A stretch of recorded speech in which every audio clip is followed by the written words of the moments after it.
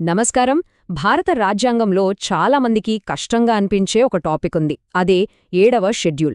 దాన్ని సులభంగా ఎప్పటికీ గుర్తుండిపోయేలా ఎలా నేర్చుకోవాలో ఈరోజు మనం చూద్దాం. ఇక బట్టి కొట్టే బాధే ఉండదు. సరే, ముందుగా మనందరికీ ఎదురయ్యే ఒక పెద్ద సమస్య గురించి మాట్లాడుకుందాం. 7వ షెడ్యూల్లో ఉన్న ఆ వందల కొద్ది అంశాలను గుర్తుపెట్టుకోవాలని ప్రయత్నించి మళ్ళీ మళ్ళీ మర్చిపోతూ ఉంటాం. ఇది దాదాపు అసాధ్యం అనిపిస్తుంది కదా? అసలు సమస్య ఏంటంటే మనం దాన్ని చదివే పద్ధతిలో ఉంది. లైన్ లైన్ బట్టి పడితే ఎప్పటికీ గుర్తుండదు. అయితే ఒక చిన్న ట్రిక్ ఉంది. దాన్ని ఒక కథలా మార్చేయడమే. ఆ కథ ఏంటో, ఆ ట్రిక్ ఏంటో ఇప్పుడు చూసేద్దాం. ఒక్కసారి ఈ నంబర్లు చూడండి. మన ముందున్న ఛాలెంజ్ ఎంత పెద్దదో అర్థమవుతోంది. యూనియన్ లిస్ట్లో దాదాపు 100 సబ్జెక్టులు, స్టేట్ లిస్ట్లో ఓ 60, కాంకరెంట్ లిస్ట్లో ఇంకో 50. వామ్మో, ఇవన్నీ గుర్తుపెట్టుకోవడమంటే మామూలు విషయం కాదు కదా. కానీ ఒక్క నిమిషం. మన టార్గెట్ ఈ నంబర్లన్నీ బట్టి పట్టడం కాదు. మన లక్ష్యం ఏంటంటే క్లారిటీ. వాటి వెనకున్న లాజిక్ని, ఆ స్ట్రక్చర్ని పట్టుకోవడమే ముఖ్యం. అప్పుడే మనకు పూర్తి స్పష్టత వస్తుంది. సరే, ఫస్ట్ ఆఫ్ ఆల్ ఈ 7th షెడ్యూల్ అంటే ఏంటి? చాలా సింపుల్. ఇది మన రాజ్యాంగంలో ఆర్టికల్ 246 కింద వస్తుంది. దీని పనేంటంటే కేంద్ర ప్రభుత్వానికి, రాష్ట్ర ప్రభుత్వాలకి మధ్య పవర్స్ని పంచడమన్నమాట. దీనికోసం 3 లిస్టులు వాడతారు. ఇప్పుడసలు మ్యాజిక్ మొదలవుతుంది. ఈ అఫీషియల్ పేర్లు union list, state list, concurrent list ఇవన్నీ కాసేపు మర్చిపోండి. వాటికి బదులుగా మనం ఒక సింపుల్ కథ గుర్తుపెట్టుకుందాం. యూనియన్ లిస్ట్ అంటే రాజుగారి గది, స్టేట్ లిస్ట్ అంటే గ్రామ ప్రాంతం, ఇక కాన్కరెంట్ లిస్ట్ అదేమో సంత. రైట్? ఇక కథలోకి వెళ్ళిపోదామా? ఈ కథతో ఈ 3 లిస్టులు ఎంత ఈజీగా గుర్తుంటాయో చూడండి. ఒక పెద్ద రాజ్యాన్ని ఊహించుకోండి. మన కథలో ఫస్ట్ పార్ట్ రాజుగారి గది. ఇది యూనియన్ లిస్ట్ అన్నమాట. అంటే ఏంటి? దేశానికి సంబంధించిన అత్యంత ముఖ్యమైన నిర్ణయాలన్నీ ఇక్కడే తీసుకుంటారు. అంటే మొత్తం కంట్రోల్ రాజుగారి చేతిలోనే, మన సెంట్రల్ గవర్నమెంట్ చేతిలో అన్నమాట. సరే, ఇప్పుడు ఆ రాజుగారి గదిలోకి వెళితే మనకేం కనిపిస్తుంది? ఓ మూల దేశ రక్షణ కోసం కత్తులు, ఆయుధాలు, ఇంకో పక్క విదేశీ వ్యవహారాల కోసం ఒక పెద్ద గ్లోబు, టేబుల్ మీద ఖజానాకి గుర్తుగా బంగారు నాణాలు, అలాగే దేశం మొత్తం తిరగడానికి రైళ్లు, విమానాలు, పోర్టుల మ్యాపులు, ఇక కమ్యూనికేషన్ కోసం శాటిలైట్ల బొమ్మలు. చూసారా? ఇవన్నీ దేశం మొత్తానికి సంబంధించినవి. ఈ కాన్సెప్ట్ని ఒక్క దెబ్బలో గుర్తుపెట్టుకోవడానికి ఒక చిన్న ట్రిగ్గర్ ఫ్రేజ్ ఉంది. అదేంటంటే యుద్ధం, ప్రపంచం, సంపద, సంధానం. సింపుల్ కదా? వార్, వరల్డ్, వెల్త్, వైర్స్ అలాగనమాట.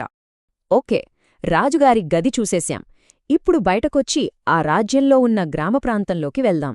ఇదే మన స్టేట్ లిస్ట్. అంటే రాష్ట్ర ప్రభుత్వాలు చూసుకునే లోకల్ విషయాలు. ఆ గ్రామంలో తిరుగుతుంటే మనకేం కనిపిస్తుంది? ఊరిలో శాంతి భద్రతల కోసం పోలీసులు, జనాల ఆరోగ్యం కోసం చిన్న చిన్న హాస్పిటళ్ళు, బతుకుతెరువు కోసం పచ్చని పొలాలు, వ్యవసాయం, అలాగే భూమి, ఇళ్ళు, స్థలాలకు సంబంధించిన విషయాలు. ఇవన్నీ ఆ ఊరి జనాల రోజువారీ జీవితానికి సంబంధించినవే కదా. దీనికి కూడా ఒక సింపుల్ ట్రిగ్గర్ ఫ్రేజ్ ఉంది. అదే పోలీస్, ప్రజలు, పంట, ఆస్తి. Police, people, paddy, property. చాలా ఈజీ. ఇక మన కథలో 3వ ప్లేస్ సంత. ఇక్కడ స్పెషాలిటీ ఏంటంటే రాజు, ప్రజలు ఇద్దరూ కలిసి పనులు చూసుకుంటారు. అంటే ఇది మన కాన్కరెంట్ లిస్ట్. కేంద్ర, రాష్ట్ర ప్రభుత్వాలు రెండూ చట్టాలు చేయగల విషయాలన్నమాట. సరే, ఈ సంతలో ఏమేం దొరుకుతాయి? పిల్లల చదువుల కోసం పుస్తకాల షాపులు, పక్కనే ఉన్న అడవులు, చెట్లకు సంబంధించిన విషయాలు, పెళ్లిళ్ళు, విడాకులు లాంటి సామాజిక అంశాలు, తప్పు చేస్తే శిక్షించడానికి కోర్టులు, క్రిమినల్ చట్టాలు, ఇంకా ఫ్యాక్టరీలో పనిచేసే కార్మికుల సంక్షేమం. చూశారా? ఈ విషయాలు ఇటు కేంద్రానికి, అటు రాష్ట్రానికి రెండింటికి ముఖ్యమే. కాంకరెంట్ లిస్ట్ కోసం మన ట్రిగ్గర్ ఫ్రేజ్ ఏంటంటే చదువు, సమాజం, జీవనం. Study, society, survival. ఈ 3 పదాలు గుర్తుంటే చాలు. సరే, కథ బాంది, లిస్టులు గుర్తుంటాయి. కానీ ఎగ్జామ్స్లో మనల్ని కన్ఫ్యూజ్ చేయడానికి కొన్ని ట్రిక్కీ క్వశ్చన్స్ అడుగుతారు. ఇప్పుడు ఆ ట్రాప్స్ నుంచి ఎలా తప్పించుకోవాలో చూద్దాం. ఎగ్జామ్స్లో పదే పదే అడిగే కొన్ని కన్ఫ్యూజింగ్ ఐటమ్స్ ఇవి. ముఖ్యంగా విద్య, అడవులు. ఇవి మొదట్లో స్టేట్ లిస్ట్లో ఉండేవి. కానీ 42వ రాజ్యాంగ సవరణ తర్వాత వీటిని కాంకరెంట్ లిస్ట్లోకి మార్చారు. ఇది చాలా చాలా ఇంపార్టెంట్ పాయింట్. అలాగే ఎలక్ట్రిసిటీ, ఇది కూడా కాంకరెంట్ లిస్ట్లోనే ఉంది. ఈ మూడింటి మీద ప్రశ్న వచ్చే అవకాశం చాలా ఎక్కువ. ఓకే, రెడీనా? Rapid fire round. Trap number 1, police. ఇది ఎప్పుడూ ఎప్పటికీ స్టేట్ లిస్ట్లో మాత్రమే ఉంటుంది, డౌటే లేదు. ట్రాప్ నంబర్ 2, డిఫెన్స్ అంటే దేశ రక్షణ. ఇది పూర్తిగా కేంద్ర ప్రభుత్వానికే సంబంధించింది. So only union list. Trap number 3, education. ఇదొకప్పుడు స్టేట్లో ఉండేది, కానీ ఇప్పుడు కాన్కరెంట్ లిస్ట్లో ఉంది. ఈ మార్పుని అస్సలు మర్చిపోవద్దు. చివరిది ట్రాప్ నంబర్ 4. మరి ఈ 3 లిస్టుల్లో లేని సబ్జెక్టులు ఎవరికెందుకొస్తాయి? వాటినే రెసిడ్యూరీ పవర్స్ అంటారు.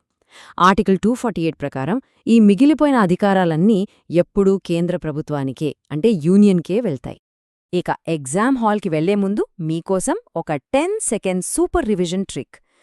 కళ్ళు మూసుకోండి. ముందుగా రాజుగారి గదిని ఊహించుకోండి. ఆయుధాలు, గ్లోబ్, డబ్బు.